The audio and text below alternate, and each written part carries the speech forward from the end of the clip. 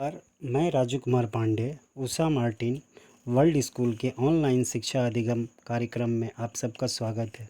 बच्चों, कल हम लोग समुच्चय बोधक शब्दों का पद परिचय सीखे थे। आज हम लोग विस्मयादि बोधक शब्द का पद परिचय सीखेंगे।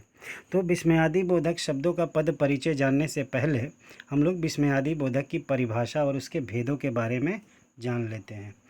तो विस्मयादि बोधक शब्द कहता है कि जिन वाक्यों में आश्चर्य, हर्ष, शोक, घृणा आदि के भाव व्यक्त हो उन्हें विस्मयादि बोधक वाक्य कहते हैं। एक बात मैं आप लोगों को और बता दूं कि आप लोग पिछली कक्षा में क्लास 9 में जब वाक्य के भेद पढ़े होंगे अर्थ के आधार पर, तो उसमें हम लोग विस्मयादि बोधक वाक्य भी पढ़े थे। तो बस ये वाक्य जो है वही विस्मयादि बोधक वाक्य ही होते हैं जिसमें विस्मयादि बोधक शब्दों का प्रयोग किया जाता है। इन वाक्यों में सामान्यतः विस्मयादि बोधक चिन्ह का प्रयोग होता है। यानी विस्मयादि बोधक चिन्ह जो है ये हम यहाँ पे देख सकते हैं कि ये जो है विस्मयादि बोधक चिन्ह है, इसी का प्रयोग किया जाता है जिससे कि हम आसानी से विस्मयादि बोधक शब्दों को पहचान लेते हैं। जो शब्द वक्ता या लेखक के हर्ष, शोक, नफरत, विस्मय, ग्लानि आदि भावों का बोध कराता है उसमें उसे विस्मयादि बोधक वाक्य कहते हैं। इसका ये चिन्ह होता है। अरे पीछे जाओ, गिर जाओगे। हाय वह भी मर गया। हाय अब मैं क्या करूं। अरे तुम कब आए। आ गए। वाह तुमने तो कमाल कर दिया। तो ये जो हम देख रहे हैं अरे, हाय, हाय, अरे, ये जो शब्द है ये विस्मयादि बोधक शब्द है और शब्दों के बाद एक चिन्ह का प्रयोग किया गया है जिससे कि हमें पता चल जा रहा है ये विस्मयादि बोधक शब्द है। अब बात आती है कि विस्मयादि बोधक शब्द के भेद जो है, ये जो हम शब्द देख रहे हैं ये इसके भेद है जिसके आधार पर हम अपनी भावनाओं को प्रकट करते हैं। जैसे शोक बोधक है, तिरस्कार बोधक, विस्मयादि बोधक, संबोधन बोधक, हर्ष बोधक, भय बोधक, आशीर्वाद बोधक, अनुमोदन बोधक, विदाश बोधक और अंतिम है विवशता बोधक।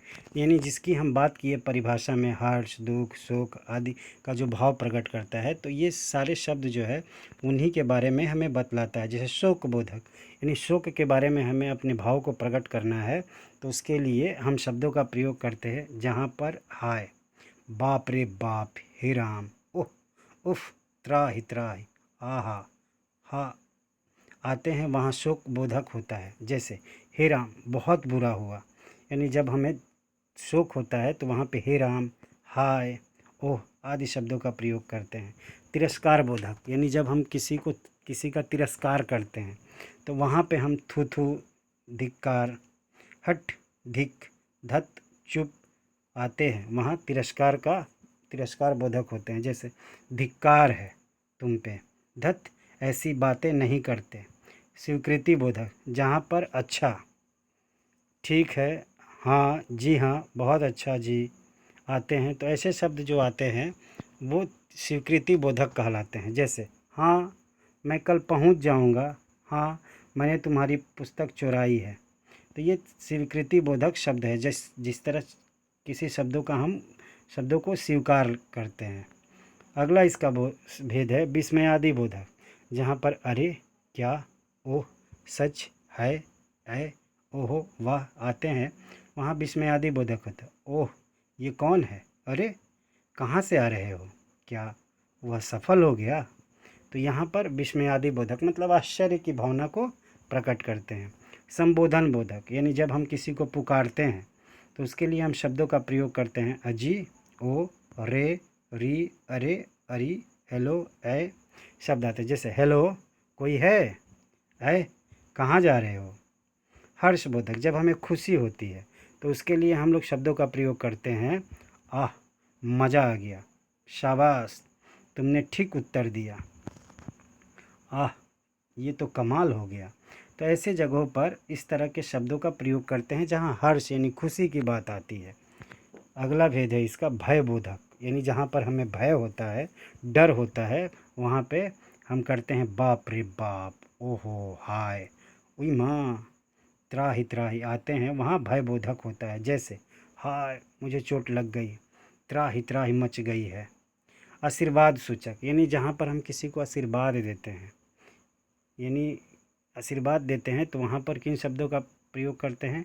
दीर्घायु हो, जीते रहो, आते हैं, वहाँ पर आशीर्वाद बोधक होता है। जैसे जीते रहो, पुत्र तुम्हें कामयाबी मिले। अनुमोदन बोधक, जहाँ पर हाँ हाँ बहुत अच्छा अवश्य आते हैं, वहाँ पर अनुमोदन बोधक शब्दों का प्रयोग करते हैं। जैसे हाँ हाँ तुम्हारा पक्ष ठीक है, मतलब किसी को अनुमोदन देना, मतलब संतावना देना, तो वहाँ पर इस तरह के शब्दों का हम लोग प्रयोग करते हैं। अवश्य श्री राम आपका साथ देंगे। उसी तरह अगला है विदाश बोधक, जहाँ पर अच्छा जी, टाटा आते हैं, वहाँ पर विदाश बोधक होता है। जैसे अच्छा अब हम चलते हैं, टाटा हम फिर मिलेंगे। विवशता बोधक, जहाँ पर हम विवश होकर बात करते हैं, वहाँ पे विवशता बोधक शब्दों का प्रयोग करते हैं। जहाँ पर काश, कदाचित, हे भगवान आते हैं, वहाँ पर विवशता बोधक होता है। काश मेरी माँ मेरे साथ होती, हे भगवान अब क्या हो गया। तो इन सारे शब्दों का प्रयोग जो है हम विस्मयादि बोधक शब्दों का प्रयोग जो है ऐसे वाक्यों में करते हैं जिससे कि हमारे सुख, दुख, हर्ष, काश, आश्चर्य, विस्मय के भाव प्रकट होते हैं। तो वहाँ पर ही इन सारे शब्दों का प्रयोग हम लोग करते हैं। जब हमें अपने इन शब्दों का प्रयोग करते हैं तो हमारे चेहरे का हाव भाव भी उसी तरह हो जाता है। और इसमें सबसे बड़ी बच्चों पहचान है कि शब्द की हम सबसे बड़ी पहचान ये मानते हैं कि इसमें विस्मयादि बोधक चिन्ह दिया रहता है, जिससे कि हमें पहले ही पता चल जाता है कि ये विस्मयादि बोधक ही शब्द है, कोई और शब्द नहीं है। तो इसलिए जितने भी हम लोग अभी तक पद परिचय पढ़े, उन सारे शब्दों, सारे पद परिचयों में विस्मयादि बोधक जो शब्द होते हैं, यानी इनका पद परिचय करना ही बहुत ही आसान है। आसान इस मामले में है क्योंकि इसमें चिन्ह की वजह से हम इसको पहचान लेते हैं। तो आइए हम विस्मयादि बोधक शब्दों का पद परिचय करते हैं। तो विस्मयादि बोधक शब्दों का पद परिचय देने के लिए निम्नलिखित बातें लिखी है। यह किस भाव का है, अगर हमें शब्द बताना है तो वह किस भाव का है, आश्चर्य भाव का है, शोक भाव का है, या विषाद भाव का है, या विवश भाव का है, तो ये हमें बताना है कि वो किस भाव को प्रकट कर रहा है। जैसे वाक्य के अंग में क्या है, जैसे हाय उसका इकलौता पुत्र चल बसा। अब हाय शब्द जो है वो किस भाव को प्रकट करता है, तो हाय शब्द जो है यह शोक बोधक, ये तो विस्मयादि बोधक है ही, लेकिन किस भाव को प्रकट कर रहा है, तो शोक बोधक को। तो ये इसका पद परिचय हुआ। दूसरा, वाक्य में उद्देश्य का विस्तार हुआ है। विस्तार मतलब हाय उसका इकलौता पुत्र भी चल बसा, तो यहाँ पर पुत्र भी तक जो है उद्देश्य है, इसलिए यहाँ उद्देश्य का विस्तार हुआ है। उसी तरह इसका अगला उदाहरण है कि भेदों और भाव का उल्लेख होता है। वाह कितना सुंदर बगीचा है, ठीक है मैं रोज़ आऊँगा। तो वाह, तो ये विस्मयादि बोधक है, और वाह जो है सुंदर जब बात हो रही है तब यहाँ हर्ष और उल्लास की बात हो रही है, तो यह विस्मयादि बोधक शब्द है। और इसमें किस भाव को प्रकट किया जा रहा है, तो हर्ष और उल्लास के भाव को। ठीक है, तो ये भी विस्मयादि बोधक।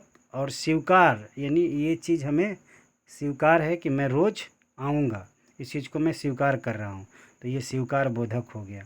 उसी तरह इसका अगला उदाहरण है कि शाबाश बिट्टू ने तो कमाल कर दिया। तो शाबाश जो है अब वह है विस्मयादि बोधक है, हर्ष सूचक है, क्योंकि यहाँ पे भी किसी को हम शाबाशी दे रहे हैं, किसी का प्रोत्साहन बढ़ा रहे हैं। तो यहाँ पे भी ये जो शाबाश शब्द है वो हर्ष सूचक है। हाय बाढ़ ने तो सब कुछ डुबो दिया, तो यहाँ पे हाय जो है वो अव्यय है, विस्मयादि बोधक है, शोक है, मतलब बाढ़ की वजह से तबाही मची है, तब हम अपने वहाँ पे दुख को प्रकट कर रहे हैं। तो यहाँ पर मतलब जो शब्द है वो हाय शोक सूचक है। उसी तरह इसका एक अगला उदाहरण देखते हैं हम विस्मयादि बोधक शब्द का। जैसे वह कितना सुंदर बगीचा है, ठीक है मैं रोज़ आऊँगा। वाह विस्मयादि बोधक है और हर्ष उल्लास है, ठीक, विस्मयादि बोधक स्वीकार बोधक। तो यहाँ पर हम देखेंगे कि ये बहुत ही आसान है। इसमें आपको न स्त्रीलिंग पुल्लिंग बताना है, न एक वचन बहुवचन बताना है, न भेदों को ही बताना है। केवल आप विस्मयादि बोधक शब्द लिख देते हैं और वो शब्द जो है किस भाव को प्रकट कर रहा है, बस वही दो ही हमको परिचय इसमें लिखना है, ज़्यादा लिखने की ज़रूरत भी नहीं है। तो इन दो चीज़ों को अगर हम लिख देंगे तो ये हमारा उत्तर जो है पूरा हो जाएगा। अब आगे की बात, अगला जो है इसका अंतिम भेद जो है हम लोग अगली कक्षा में पढ़ेंगे। धन्यवाद।